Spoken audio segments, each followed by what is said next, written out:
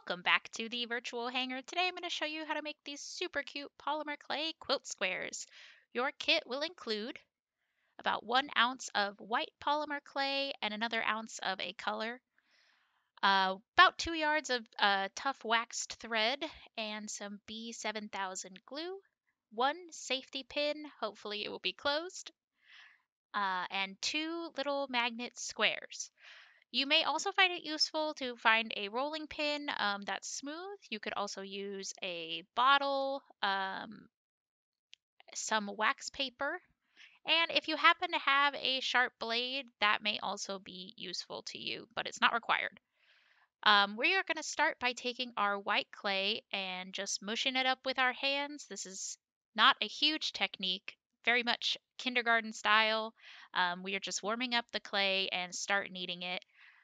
We are going to make a big long snake, about 12 inches. Once it's warmed up enough to roll, I roll it out with my hands. The trick to getting a nice even snake is to start in the center, and then as you roll, move your hands out to the edges. And then keep an eye on it to kind of keep it even until we get to about 10 inches here, maybe 12. We are starting with the white, even though it will pick up whatever dirt is on your table, because the color will dye your hands. Once we have our snake that's about 12 inches long, very carefully just go along with your fingers and pinch the snake down till we make a nice right angle triangle. This would be a 45-45 triangle if you are taking a 10th grade math class, but for the rest of us, this is what it should look like. 2 sides are even, one side's a little bit longer, nice right angle corner there. In a perfect world, the snake would have an even spread of triangle all the way along the length of it.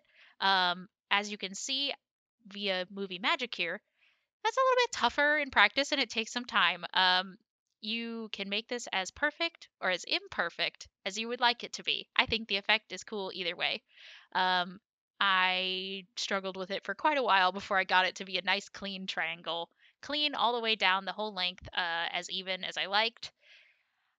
Once I finished that, I set it up at the top of my workspace and switched to the color. You can see the white gets left on your fingers, so you may want to wipe them off first, but it will probably mix in as you start to condition and mix your color of polymer clay here. So same thing, I'm making another 12-inch rope-ish and squeezing down with my fingers, pinching it down until I have a nice 90-degree angle. You can see there the way it will stay in your table. You can put down a piece of the wax paper that can help to work on it if you don't have a table that you are confident that the polymer clay won't ruin the finish off of it. See, that's an equilateral triangle. I'm going more for a 45-45. um, uh, the colored clay can stain a tabletop. You want to work on as smooth of a surface as you have available to you. And like I said, the effect will work out depending on how long you want these to work. Want to work on them. It'll still look nice either way. So you can see I've got my two 45s here, and I'm pushing the long end of the two triangles together. I'm going to form one long square. In theory, it would be a perfect square when I smush these two together. Just like that. I'm freeze framing so you can see it for a little bit longer. And then I want to just make sure that that whole snake is as perfectly square as possible. So what we did is made a square that is split in half diagonally with the two colors. So we just want to make sure that our two ropes, when we push them together, maybe your 45 angles weren't exactly as geometrically perfect as you would like them to be. But you can see there the way that when I've touched the color, that is going to kind of start to smear off on the white. It's not a huge deal, but just something to be aware of. So I'm trying to smush these with together with my fingers a little bit more to make the corners meet perfectly at the edges. So the two long sides of the triangle where the colors touch, I want the corners to go all the way to the corner. The more particular you are about this early in the process, the more clean it will come out at the end, but it's totally a scale up to you. I think they still look cool even if they're messy. We are going to take our thread and just the same way you would with dental floss, I just eyeballed it, cut it right down the middle, and then right into the middle of those middles. So I've got 4 canes here of these diagonals. This is the important part. I've given this little reference image very tightly. I'm going to pack these 4 sections of the original sort of square we made to make one thick square. Um, just like this. I am bad at geometry. I was looking at a reference photo on my phone. You want to line up the corners of these triangles as much as possible, and you want to pack them really tightly so that they keep this arrangement. And I know it doesn't make a lot of sense, but it will when it comes together at the end. So as long as you follow the pattern, now I'm just making sure that this block is all smushed together, and then I'm going to start to lengthen this cane. So the process that we're doing here is called caning. It's a clay technique. It's also, I think, in glass blowing, they call it the same thing. Um, and it is basically we are reducing the image that we made of the 8 triangles altogether into one long skinny rope of that pattern. And the more systematically you do that, roll it very lightly, turn it a corner, roll it very lightly. We want to make this about 12 inches in length. Go slowly, do a little bit of pressure at a time until it's as long as you want it to. The end of a cane is always going to be distorted. So I'm going to put those 2 aside and then cut my about 12 inches that I reduced it to here into quarters again to make our sort of quilt square pattern. Um, Going off of that same principle, the middles are always being more consistent with the image you were trying to go for rather than the outsides. This is the arrangement that you should stack these in, pack them quite tightly, and then that's kind of a classic quilt design. Is this kind of my heart says it's an Amish star, but I don't think that's what it's actually called. Um, if you are feeling not confident, you can stop here and skip ahead to the slicing. If you are feeling confident, you want to go a little farther like I did, I am taking those ends that I cut off that were nice and distorted. I'm just mixing them together so I get kind of a third color. Um, I am going to wrap this after I roll it out into a thin, very thin sheet. Um, I just need to make something thick enough that will go all the way around my cane. So I didn't quite have enough scrap. So I cut off the end. You can see how cool it looks already. Um, to get a little bit more clay. So I ended up rolling out an extremely thin sheet that was like the 2 inches in length it is that, and then 2 inches wide, just so it would go all the way around the cane, which is what this thick section of clay is called. I'm using my thread again, kind of like dental floss, to just straighten off that one side. It's a little bit harder when the clay is very thin and you're close to the table. So if you have a blade, this is a great time to use it. If you don't have a blade, you could use some scissors. If you use a kitchen knife, it's no longer a kitchen knife. It's now a polymer clay knife. So don't use your favorite chef knife. But if you have a blade, that's a great time to use it. I tried to use it as little as possible in the video in case you didn't have one, but you will probably get cleaner results with a blade. So once I've wrapped the outside, I'm doing the same thing. I'm just doing a little bit of pressure on each side, rotating it a quarter turn, giving it some more pressure until it's long enough that I can start to kind of roll it. The slower you go, the less pressure you do on each turn, the less distortion that you'll get in the image. Once I have it kind of longer, I start doing a rotation, a turn. I always push too hard, literally always. So you can see how the end is getting distorted.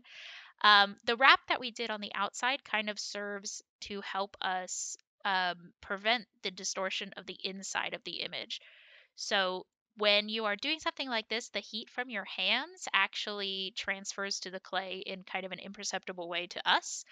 But having that layer on the outside makes sure that the outside part that will get distorted is not the patterned part that we worked so hard to put together. So I'm trimming the ends off again, maybe like a centimeter, not as much, just, the part that visibly looks funky.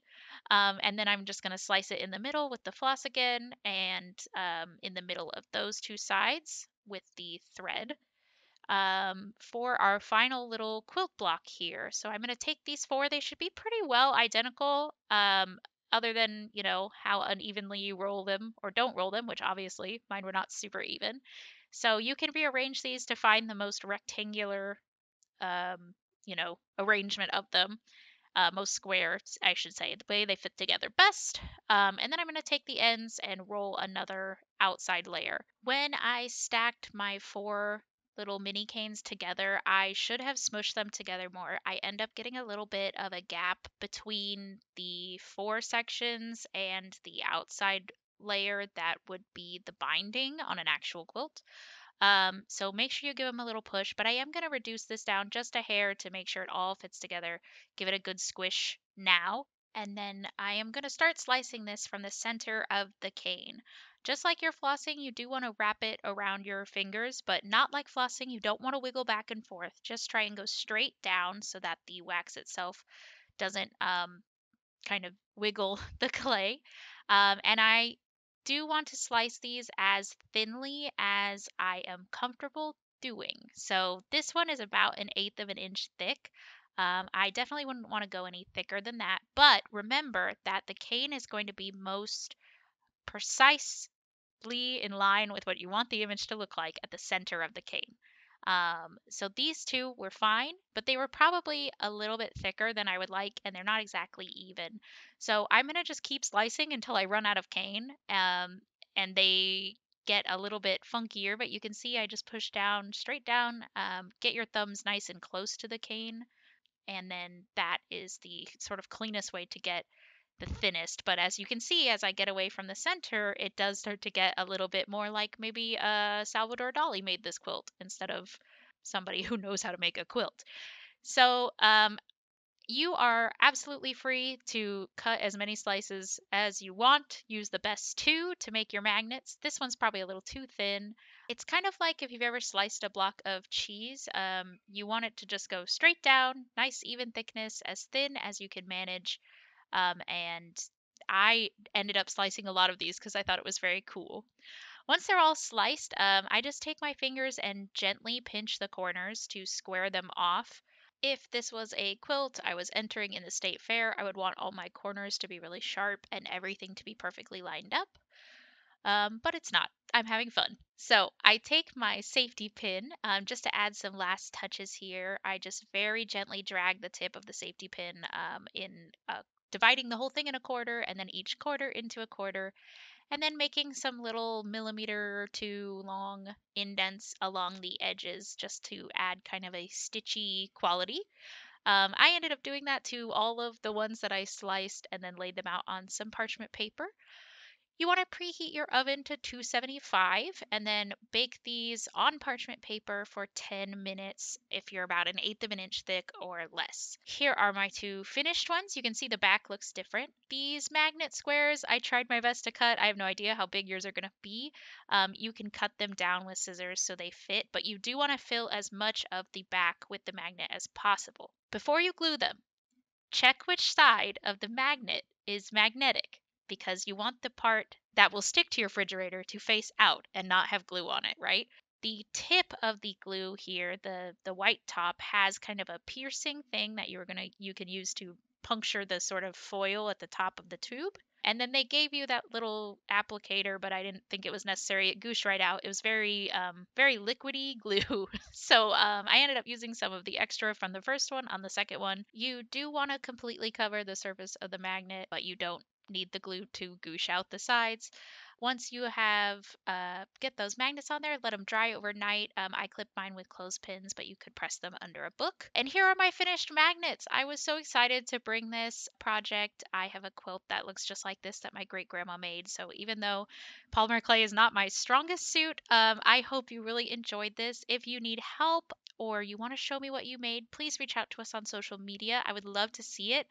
And I will see you next time.